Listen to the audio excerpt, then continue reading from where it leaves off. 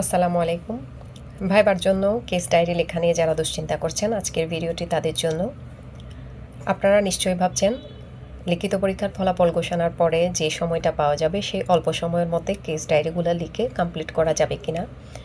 শুরুতেই বলে রাখি, আপনাদের কেস ডায়েরি মাত্র 10টা, অর্থাৎ আপনাদের মামলা হচ্ছে 5টা দেওয়ানি মামলা, 5টা ফৌজদারি মামলা, মোট 10টা মামলা। এই 10টা মামলার ডায়েরি লেখা খুব ডিফিকাল্ট কিছু না।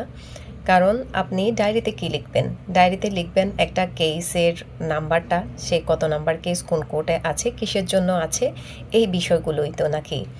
এগুলা লিখতে খুব বেশি সময় লাগবে না। তো যাদের কাছে এটা ডিফিকাল্টিস মনে হচ্ছে, হয়তো বা আপনারা যে ডায়েরিটা ভাইবার জন্য প্রেজেন্ট করবেন সেটা নষ্ট করতে চাচ্ছেন না, সেজন্য আগে থেকে প্রস্তুত করলে যদি আপনার রেজাল্ট খারাপ হয় বা পাস না করেন, সেই ক্ষেত্রে আপনার এই ডায়েরিটা নষ্ট হবে, ওইসব হয়তো আপনারা চিন্তা করছেন।